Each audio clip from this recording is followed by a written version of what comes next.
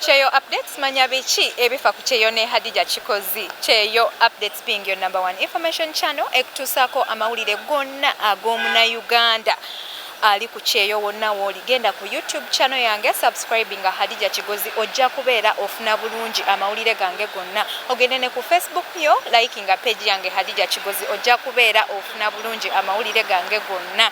Olwaleero ndi Dubai season 1 insanze waneno omwami omulamu oguliwo gwa lunaku Lwabakyala nga 8 lunaku luneno Lwabakyala ngenda mpitayitamu musanze Uganda bangi ngenda mbabuzaamu olunaku balwetegekedde batya sebo nsenso okulaba kale nnyabo nange nsanyusa okukusanga yogerako nnyo kale nnyabo nange nsanyusa okukusanga amanya nze Hadijja Kigozi ate gwe Lampita hands kozesa hands okay wanene Dubai nkusanze wanene oyita oli ku mulimu ya ndi ku mulimu okay okola mulimu ki kitwale nti ndi nkuvuga taxi ovuga taxi yep okay taxi ya wanene eringa ng'eye Kampala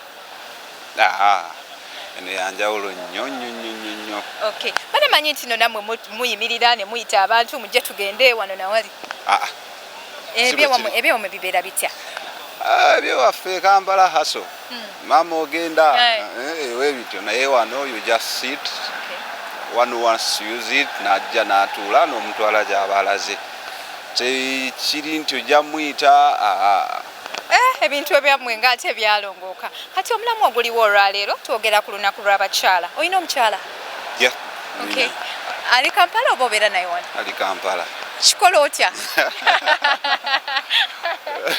tukikwasaganya okay tomumisinga lwaki nedda olinayo ku baana siina mwana naye nina omukyala bannange ng'ekyo kirungi naye tofayo inshallah mujja kufuna omwana kati omulamu oguliwo gwa lunaku Lwabakyala olunaku lunene olwetegekedde otya mama w'abaana ogenda musanyusa otya ku lunaku olwo kubanga ndaba muli wala distance eri wano na wano ali wala kituufu naye tekitegeeza nti oba omwerabidde actually ffe twatandise dda noddu celebrating naye ekyo kirungi owulidde abantu abamanyi omukwano gw'oli eyo tomanyi mukwano omukwano leero n'ogenda guyigira ku ono gwensanze naye tuli Dubai tuli mu kuyitamu olunaku Lwabakyala lutuwuuba mbadde manyi nti n'ogenda kufumbako olwo emmere naye birabika binsaze senga mbaddeyo nandifumbye wanje naye siriiyo olabye abasajja bamanyi omukwano okay olinayoko oba obulabo bw'omutegekedde oba any surprises or something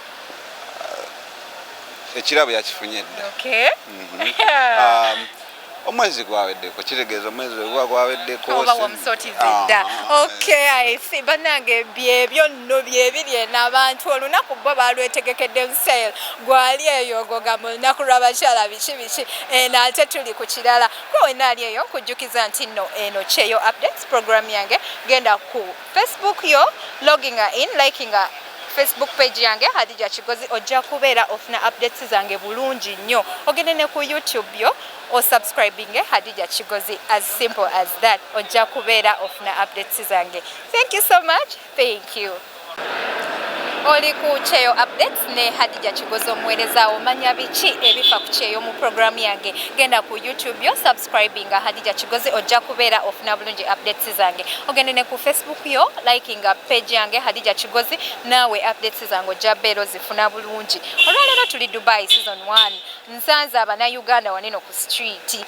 gwensanga gwentomera twogera ku lunaku Lwabakyala olunaku luno balwetegekedde batya ninawo omwami waneeno alinanga nekanekanye banange ng'onyumye obadde olagako ow'ekiro kino mbadde ngendako ku kafamasi olwa weather nti munaye kyukakyuka bukko oli mulwadde ku ddagala siri mulwadde asaaki naye akafuba aka dry cough mwekali katonotono olwa weather ng'amawulire ntandise n'ababi ng'olabye naye onekanekanye yagwani amanya Lampita Frederick Mugalo nsanyusa okusinkana nange nsanyusa okusinkana omulamwa oguliwo olwaleero gwogera ku bakyala naye kansooke nkubuuze okola oba waze kukyala nkolera wano mu Dubai era nkola nga station agent wanje ekirimu nga kyabagagga ekyo alikanaawe wakifuna otya kyali kisa kya Katonda ekyagunfunisa omulimu ogwo n'apulayinga ng'abalala baapulayinga n'empitawo bwentyo wabisomerera nasomako ebitonotono nga kompyuta ne tekinologi omutonotono kyokulaba nti nasobola okuyitawo nenfuna omulimu ogwo.